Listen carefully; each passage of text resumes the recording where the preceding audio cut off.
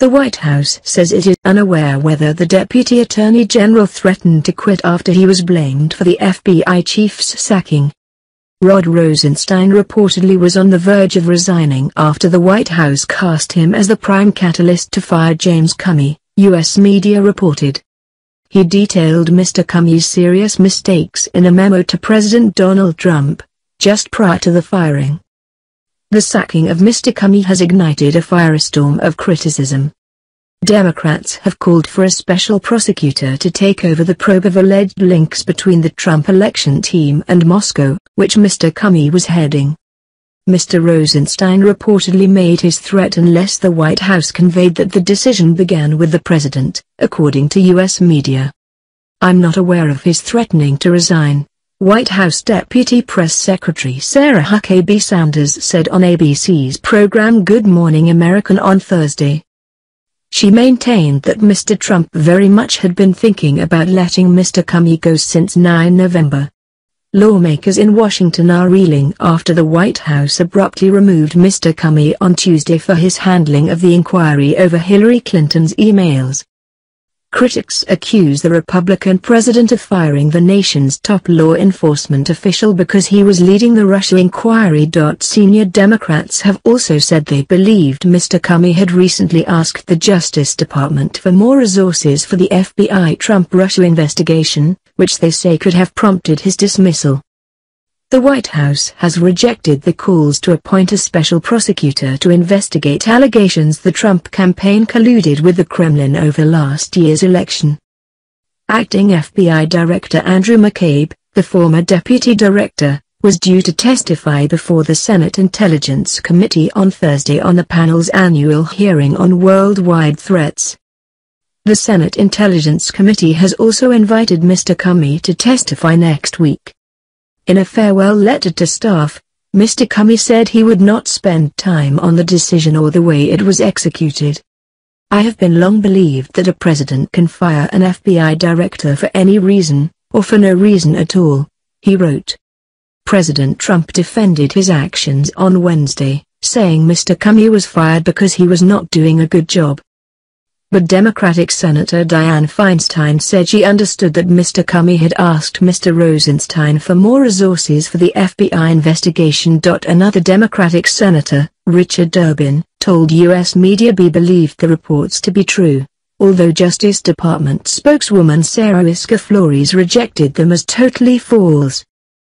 Republicans and Democrats vowed the House and Senate Intelligence Committee's investigations into the Russia claims would continue. The Senate Intelligence Committee moved forward by issuing a rare subpoena for documents from Michael Flynn, Mr. Trump's former national security advisor, after he rejected its request to do so in April. Mr. Flynn, a retired Army lieutenant general, misled the White House about discussing U.S. sanctions against Russia with the country's envoy, Sergei Kislyak, before Donald Trump's inauguration in January.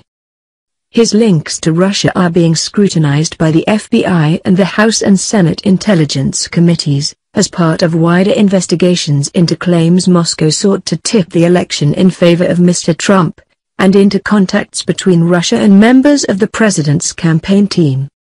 52-year-old Harvard graduate confirmed by U.S. Senate as Deputy Attorney General on the 25th of April. Had strong bipartisan backing with 94-6 vote in his favor. Overseeing federal investigation of alleged Russian interference in November's elections, after his boss, Attorney General Jeff Sessions, recused himself over meetings with Moscow's envoy in Washington. Appointed by President George W. Bush as U.S. Attorney in Maryland and kept on by President Barack Obama. Reputation as apolitical and professional. Wrote memo detailing serious mistakes by Mr. Comey, but did not expressly call for his removal. Threatened to resign after White House cast him as the prime mover in the firing, according to an anonymous source quoted by the Washington Post. Donald Trump has survived more seemingly fatal political scandals than any American politician before him, but even his allies see the president's shock decision to fire FBI Director James Comey as an unmatched threat to his young presidency.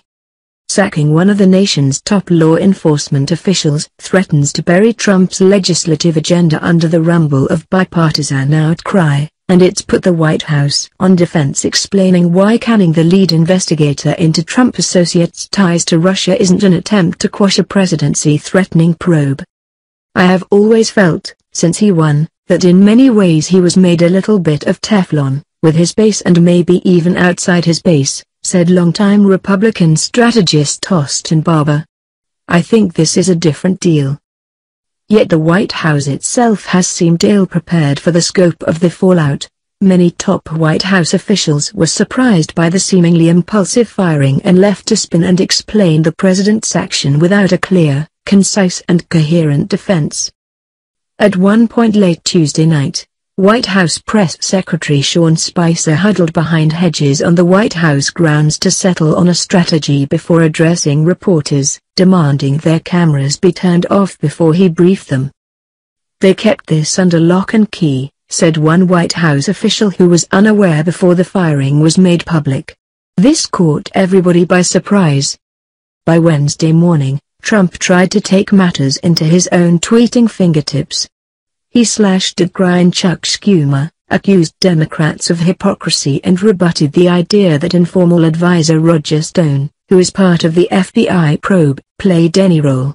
"Have not spoken to Roger in a long time, had nothing to do with my decision," Trump tweeted. Trump himself seemingly thumbed his nose at the public outcry, spending the morning mounting his own defense on Twitter, and then meeting with two top Russian diplomats in the Oval Office, Foreign Minister Sergei Lavrov, and Ambassador Sergei Kislyak. The Russian government released jovial-looking pictures of the three men. American media were barred from the meet and greet. Trump also met with Henry Kissinger, the former top advisor to President Richard Nixon, the same day critics were shouting about echoes of Watergate in firing Comey as he led a Trump-related investigation. He wasn't doing a good job. Very simply. He was not doing a good job, Trump said of Comey as he sat next to Kissinger. Democratic operatives watching said the president seemed to be testing how much he could get away with. "He's testing the I could shoot a guy on Fifth Avenue theory," said Democratic strategist Paul Begorla, referring to one of Trump's most famous campaign brags, of what he could get away with. "So far," he said, "it seems to be working. I'm struck that not one Republican has called for an independent counsel. Senator John McCain has called for an independent commission." For months, Trump has chafed at the drip, drip of Russian news, complaining to friends, advisers and his Twitter followers that Democrats are using it both as an excuse for their loss and to undermine the legitimacy of his presidency. But if Trump seriously believed firing the FBI director would quell Russia-related headlines, political strategists and congressional officials say he is going to be sorely mistaken. Now they have a self-inflicted and well-deserved political firestorm because of the timing, said Rick Tyler, a GOP strategist and former advisor to Senator Ted Cruz. Emboldened Democrats are turning up the volume on their calls for a special prosecutor. Lawmakers are calling for Comey to testify on Capitol Hill about what happened. There will be yet more congressional hearings over whomever Trump nominates to replace Comey, with an extra focus on Russia. And U.S. officials said the FBI director's sacking came in the wake of Comey asking for extra resources to investigate the Russia matter. The Justice Department denied this, which itself could spur another set of congressional probes. If his intent was to tamp down the Russia storyline, he did exactly the opposite, said a top congressional aide. He made it completely take over the conversation.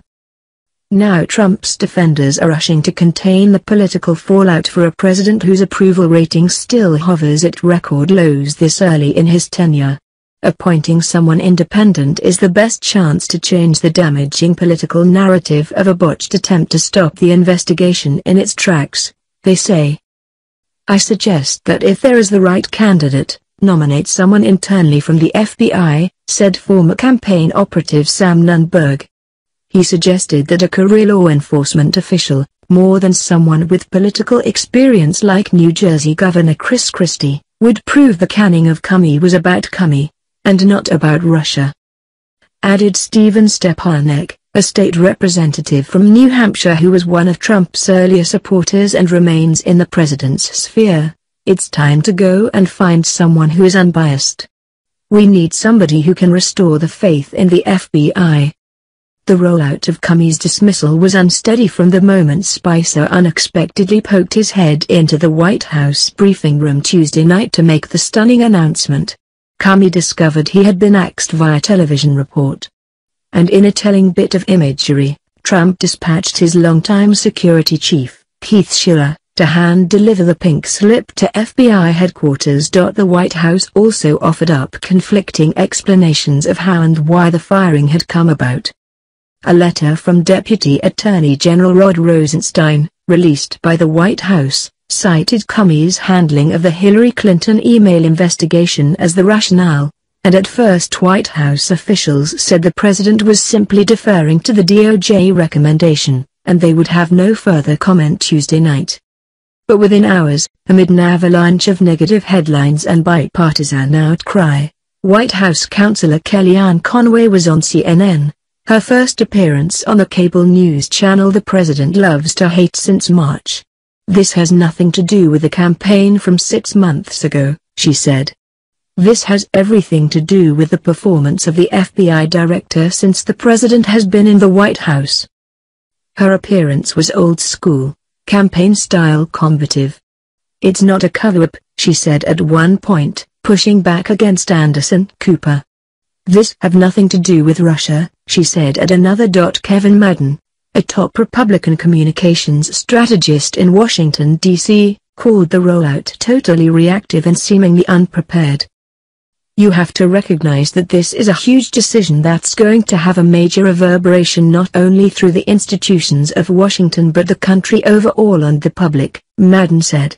"If your communications strategy for such a momentous decision is to point to Chuck Schumer saying he'd lost confidence in Comey and tweet, then you're not very well prepared for the deluge you're about to face."